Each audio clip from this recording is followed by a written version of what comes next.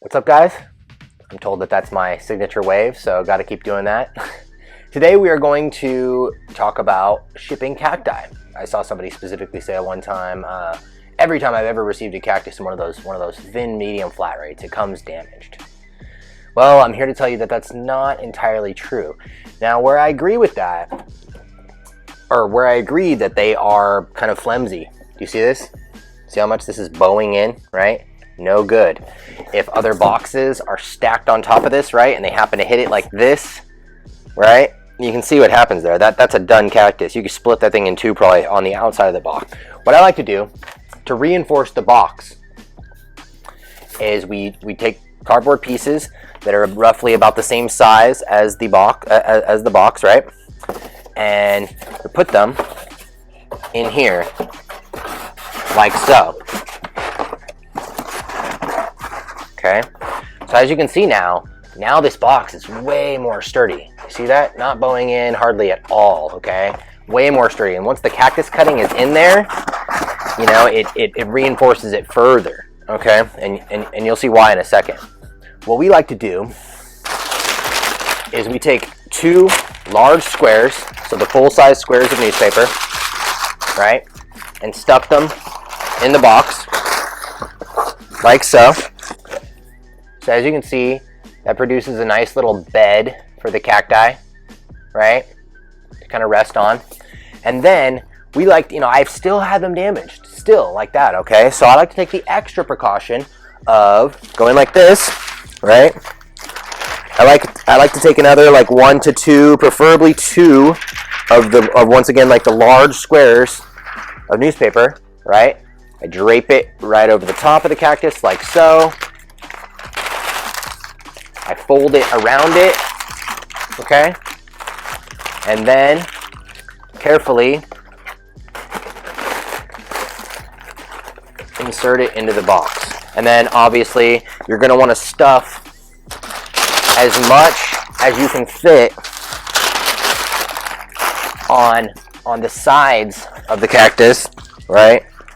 So we keep just like, you know, we keep stuffing pieces until it is firmly unable to move from side to side. See how I can't move that cactus cutting from side to side anymore, right? Because the idea with shipping is that the cactus or any plant, right, should not be able to move. Because if it can move, imagine it just being bounced around in that box, right? But if it's just preserved in one place, being held by a styrofoam or don't use styrofoam, it's horrible for the environment, or, you know, newspaper as we use, as long as it's preserved by whatever's holding it, right, and it's just completely suspended, it can't really get damaged, right, unless the box itself just gets brutally smashed, which, shout out to USPS, because you guys manage to damage packages no matter what we do.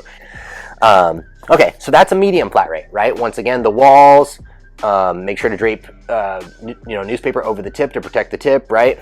Get it in there nice and secure, okay? We also like to use fragile stickers on all of our packages, okay? This, just is like a nice red flag to the post office. Hey, be careful with this freaking thing, you know, like, please. These mediums tend to come open, so I like to take a small strip of packing tape and put it right here, just over the, just the very center, just to make sure it kind of stays closed, okay? We also like to put arrows on the side showing which side that the customer should open it from, the side that we packed it in, right? And one last thing with the mediums, if you are, shipping multiple cuttings in a medium, all you got to do is make what we call, little wall separators, right? I like to kind of, bend them in kind of a half circle like that, right? And then you go like this. See, so the cutting is right here. I know that's probably kind of hard to see, like where the exact cutting is, but the cutting is right here, okay? You just have to take my word for it. And then I slide the wall in like so, right? And that allows me now to be able to put, this cutting's a little too big for a medium, but you get the idea. It allows me to slide another cutting right next to it without them damaging each other with their spines, right? All right, next we're going to talk about the large flat rate box. This is what we ship our 3-pack of LER in. Same thing like with the medium, right? We like to take 2 of the large squares, okay, at least. If you can fit more, feel free, Unfortunately with these, or I guess not unfortunately, because you guys love how crazy thick these cuttings are, right? But you know, with the LER, you can really only fit about 2 of these before you start risking, you know, not being able to shut the box at the end, okay? Which, of course, that, you know, that isn't fun, right?